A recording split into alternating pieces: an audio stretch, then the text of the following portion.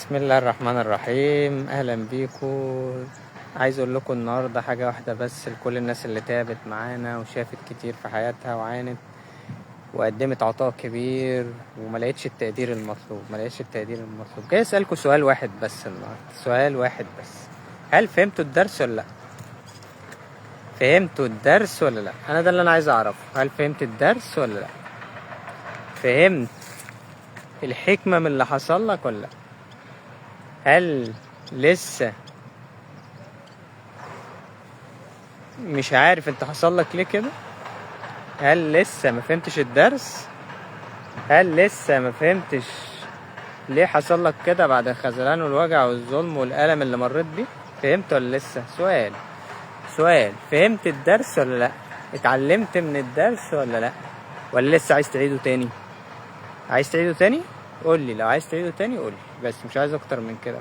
الناس الجميلة المحترمة اللي قدمت عطاء كبير، الجواهر الحقيقية اللي بيتابعونا من كل مكان، الناس اللي فعلا في رحلة التعافي كانوا جوهر لرحلة التعافي بأصلهم وجمالهم وروحهم الطيبة.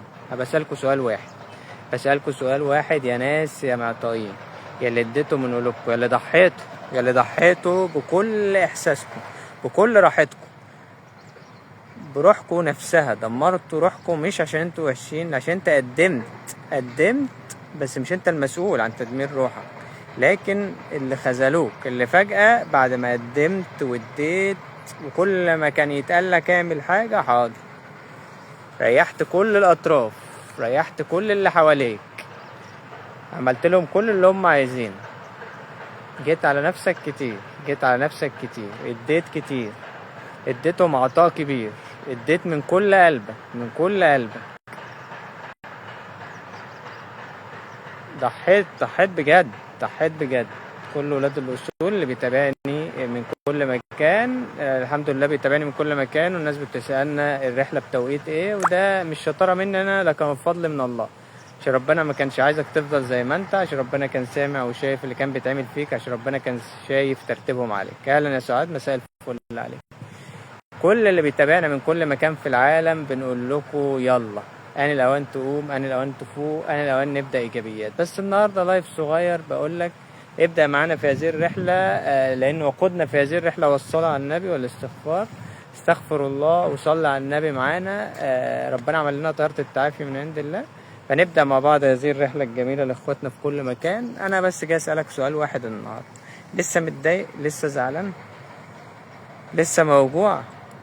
اتعلمت الدرس ولا لا؟ سؤال مهم من نفسي تجاوبوني عليه بجد. يعني انت هل بعد التضحيات اللي قدمتها، لما كان بيتقالك اعمل واعمل وانت مش مرتاح، كنت بتعمل وتعمل، تيجي على نفسك مرة واتنين وتلاتة وعشر، صح ولا لا؟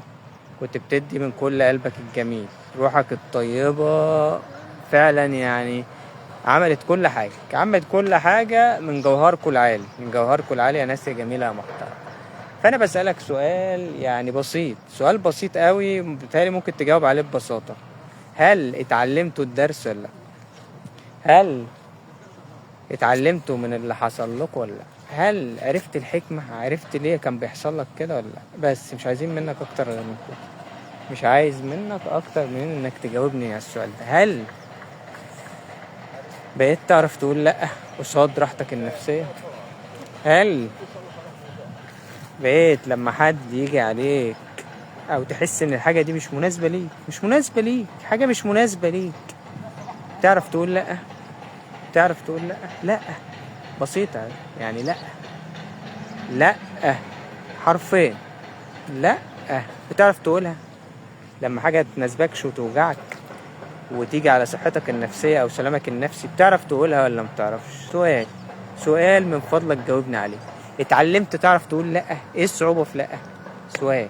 الله يخليك يا سعاد، والله ده كلامك الجميل هو اللي بيرفع من معنوياتنا وبيأكد ان في امل كبير في التعافي وفي رحلة التعافي للناس الجميلة اللي بتتابعنا من كل مكان.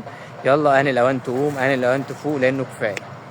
فنبدأ مع بعض هذه الرحلة. السؤال بيقول: هل لو قررت معاك الدرس اللي خدته من خذلان، من ظلم، من وجع، من تضحيات، من تعب، من معاناة في قلبك الجميل، الرحلة الجميلة اللي انتوا مشيتوا فيها، هل لو قررت تاني، لو قرر معاك هذا الوضع، هل هتقدر تقول لأ؟ لو جه على صحتك النفسية أو أذية نفسية أيا كانت، لو أيا كان، هتعرف تقول لأ؟ كلمتين حرفين، لأ لو ما يناسبكش أيا كان بقى الموضوع، حاجة ما تناسبكش. ايه الصعوبة ان اقول لأ؟ سؤال. انت كنت بتيجي على نفسك من ذوقك واخلاقك، هل تقدر تقول لأ دلوقتي؟ اتعلمت من اللي فات ولا لأ؟ سؤال مهم جدا لازم تسأله لنفسك النهارده. هل اتعلمت من اللي فات انك لو حاجة وجعتك او ألمتك او مش مناسبة ليك او ما تنفعش دلوقتي، هل تقدر تقول لأ؟ قدرت تقولها ولا لسه؟ اتعلمت من وجعك ولا لسه؟ ولا لسه بتوجع نفسك تاني؟ ولا لسه بتضحي تاني؟ هي مش في ايدك تقولها؟ مش في ايدك تقول لأ؟ لسه بتقول. يعني حد جاي يقول لك ايه، انا هضرك، موافق؟ كنت بتوافق مش عشان انت وحش من اصلك وذوقك واخلاقك وروحك الطيب، ماشي؟ كنت بتوافق. يعني انتوا ناس جميله، هتلاقوا ناس هنا معانا حلوه قوي، خلي بالكم، ناس فعلا هتلاقوا فيهم روح طيبه، مشتركين في نفس الحاجه الجميله، الاصل عندكم اصل. هتعرف تقول لا؟ اي بنت في فتوح دسوق بتقول لا، ماشي؟ هتعرف تقول لا لو حاجه مش هتناسبك بعد ما اتخذلت؟ هتعرف؟ سؤال بقى يا ريت تجاوبوني عليه، حرفين ما كنتش بتقوله. انت كان حد يجي على صحتك، على نفسك، اعمل دي، معلش بص، وكمان ما كانوش بيقولوا معلش اعمل لي دي، انا عايزك تعمل كذا دلوقتي، انا مش مناسبني كذا، وهو بيبقاش يناسبه عادي، لكن انت ما يناسبكش لا، ما كنتش بتقول لا. دلوقتي بعد ما اتعلمت من اللي حصل لك بوجع التعليم، ما كانش بسيط، اللي حصل لك كان عنيف، كان عنيف. بتعرف تقول لا دلوقتي؟ وصلت لمرحلة هل هتضحي تاني؟ هتضحي بعمرك؟ هتضحي بأذيتك النفسية لو حاجة ايا كانت الحاجة بقى، علاقات بقى، عمل، علاقات حياة، علاقات، تدريب على الحياة عموما، انا بكلمك في تدريب على الحياة عموما. يعني اعتبر كده حد بيضربك على الحياة، مش شطارة مني، لكن ممكن تقول يعني ده فضل من الله، ان ربنا خلانا زي ما تقول كده صدفة، كنا داخلين صدفة وطلعت ليست صدفة، لكنها من عند الله، والله ما شطارة مني، فضل من الله سبحانه وتعالى، فضل من الله. جاب لنا حاجة كده زي ما تقول رسالة اسمها رحلة التعافي، طيارة التعافي عملها لنا ربنا، وقودنا في هذه الرحلة هو الصلاة على النبي، اللهم صل وسلم وبارك على سيدنا محمد. فالسؤال تاني، هل اتعلمت من اللي حصل لك ولا لأ؟ هل بعد وجعك وألمك وخذلانك واتظلمت وجيت على نفسك وضحيت واديت وما كانش بيناسبك، وتعمل برضو الحاجة عشانهم بس كنت بتعمل الحاجة، هل استفدت حاجة؟ هل استفدت من الدرس اللي حصل؟ ما كنتش بتعرف تقول لأ، حرفين ما كنتش بتعرف تقوله، مش وحشة منك، ده منتهى الجمال والأصل، لكن هل استفدت؟ هل عرفت الحكمة من اللي حصل لك؟ هما حرفين. حد جاي يقول لك انا عايز حاجة ما تناسبكش، وانت اتعلمت من اللي حصل، حاجة ما تناسبكش هتدمرك، يعني حاجة بتأذي نفسيتك، بتأذي صحتك النفسية، بتخليك تدمر روحك من جديد وتفكرك باللي فات وتتعبك. هل اتعلمت انك تقول حرفين؟ والله حاجة مش مناسباني دلوقتي، هيجي اقولها لك، انا عايز تعمل كذا، او ده الوضع مش مناسبني، هيأذيني نفسيا، حرفيا بمنتهى البساطة. لا ما مش مناسبني، تعبني، لان اتدمرت بسبب ذوقي واخلاقي واصلي، مش عشان حاجة. انت مش هتضر اللي قدامك في حاجة، هو حاجة بيطلبها منك، يعني حاجة بيطلبها منك وانت كنت مأذي فيها قبل كده او مأذي حاليا، ايا كان، سواء علاقات عمل، علاقات حياة، هم حرفين. ايه الصعوبة فيهم؟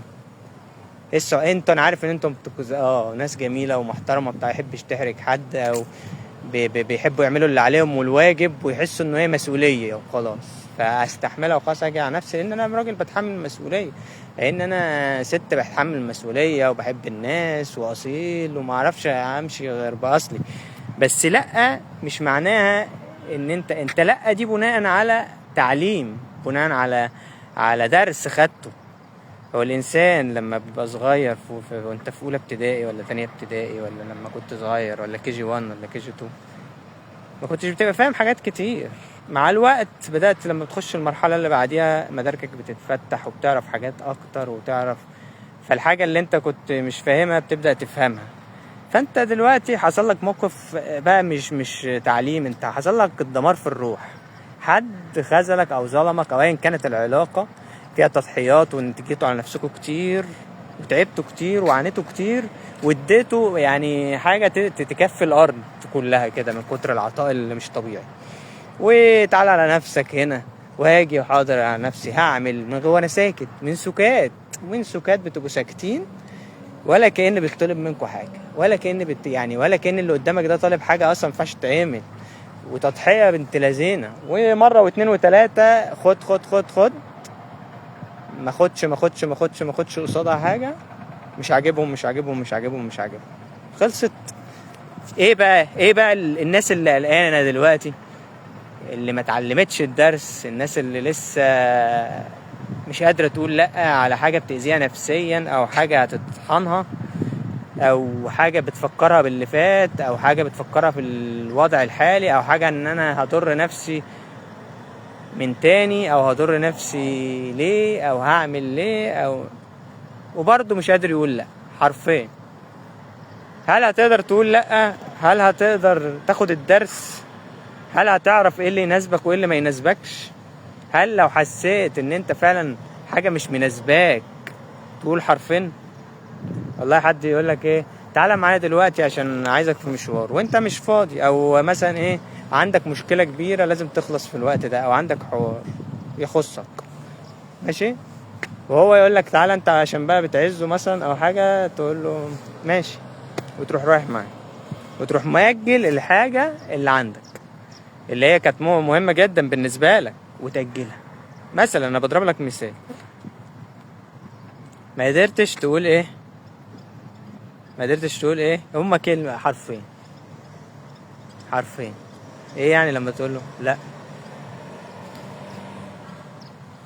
اقول له لا بصراحة مش فاضي دلوقتي، عندي موضوع مهم، عندي حاجة مهمة. او حتى لو مش عايز تبرر ما تبررش، لان انت خلاص بقى انت في حتة اذية نفسية بقى. يعني مش بقولك تبقى مقاليز ذوق مع حد، هو لو مقدرك بقى مش هيكسرك، مش هيخليك تعمل حاجة توجعك، مش هيخليك تعمل حاجة تتعبك، هيقدرك.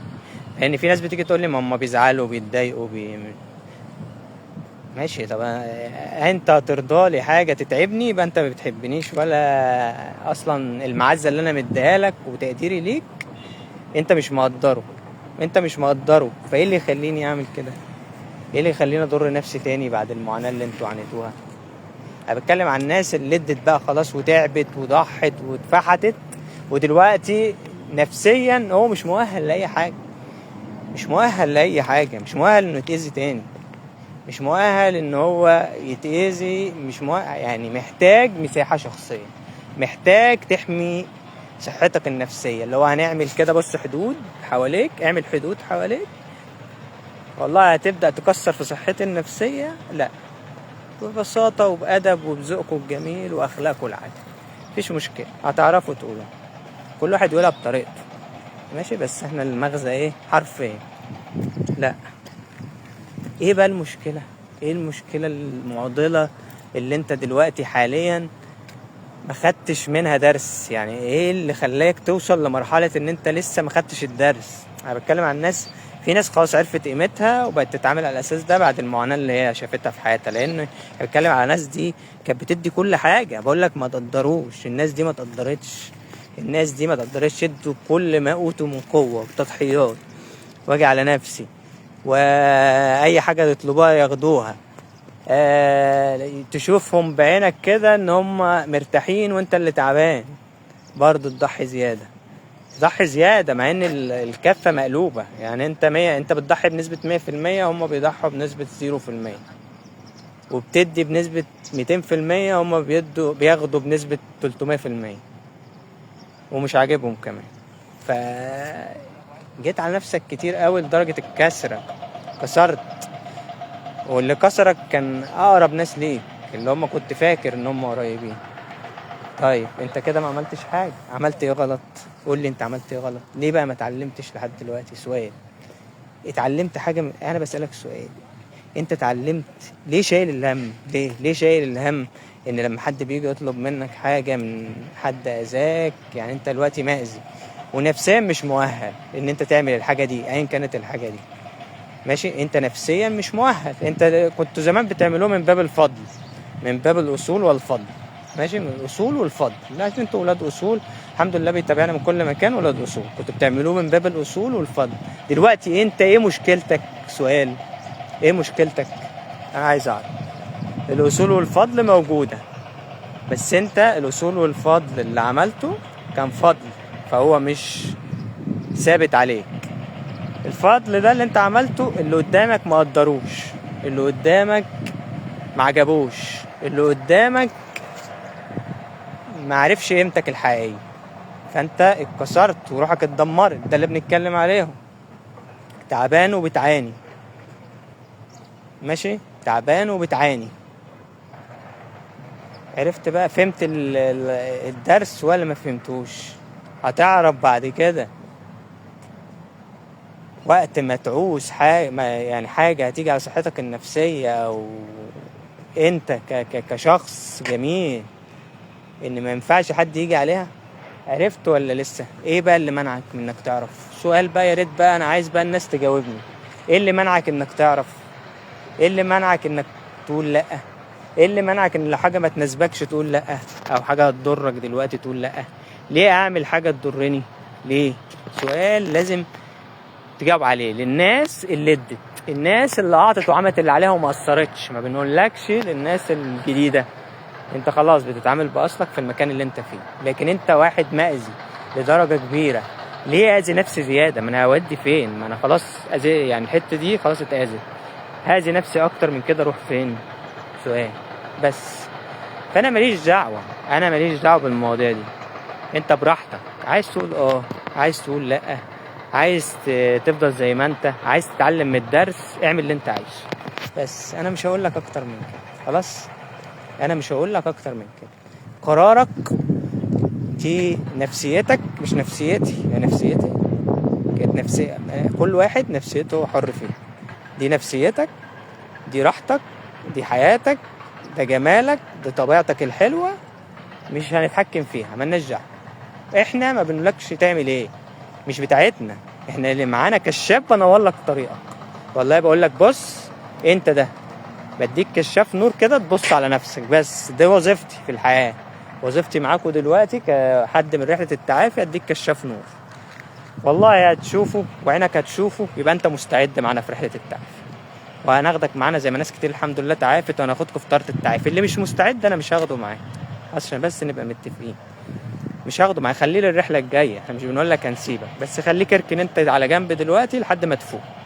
ماشي، ما دام انت التحدي مش عندك دلوقتي، التحدي نفسه مش عندك، او انت مش مؤهل، او لسه مصدوم، او لسه تعبان، او لسه بتعاني، اقعد انت على جنب وخليك للرحله الجايه. انا هاخد معايا دلوقتي في طارة التعافي الناس اللي جاهزه، اللي مستعد. فلو مستعدين ترجعوا لطبيعتكم الحلوه تاني، لو مستعدين بعد الوجع والالم اللي مريتوه في حياتكم، اللي ما كانش ينفع يتعمل معاكم كده، ان احنا نلم، ان انت تشوف نفسك تلمها بقى كده، لان انت مشتت تايه. لو سألتكوا سؤال، ايه اكتر جملة تعباك دلوقتي؟ جملة في كلمة واحدة قولها لي. قول لي كلمة، ما تقوليش اكتر من كلمة. حاجة وجعاك دلوقتي، لأي حد بقى بيدخل معايا، سواء من ولاد الأصول الحلوين المحترمين، أي حد داخل معايا، أي حد في التعليقات بعد ما نمشي يكتب لي الجملة دي من فضلك. ايه؟ كلمة واحدة. قول لي كلمة واحدة بتمثل شعورك دلوقتي بعد الكلام اللي سمعته مني دلوقتي. كلمة واحدة من فضلك. كلمة، واكتر حاجة تعباك في كلمة واحدة، او اكتر حاجة منعاك في كلمة واحدة. او اكتر حاجة مدمراك في كلمة واحدة بس، مش عايز منك اكتر من كده. يلا بينا نبدأ رحلة التعريف. انا حبيت اقول لكم الكلمتين دول، بس هنقعد نتكلم مع بعض في لايف تاني، لان انا كنت فعلا يعني مش هقدر اقعد معاكم اكتر من كده. لكن ان شاء الله هنيجي بنتكلم في لايف تاني كده مع بعض، كلام بقى، ونقعد نقرا التعليقات براحتنا. الناس الجميلة اللي معانا، ايمان وسعاد وهند ونور وايمان ومين تاني، ماشي. الناس الجميلة دي هنتكلم تاني في لايفات تانية كتير. الله يخليكي، الله يخليكي يا هند، الله يخليكي يا سعاد، ربنا يكرمك يا سعاد. نور الرحمن، ربنا يعوضك خير ان شاء الله. اتعلمت اكيد بس.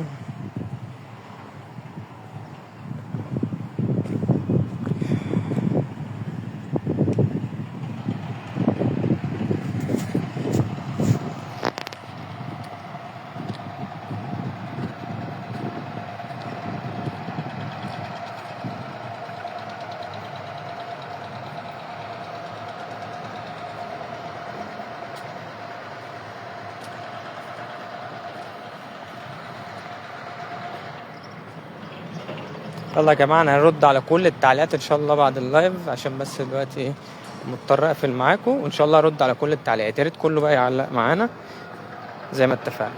الحمد لله.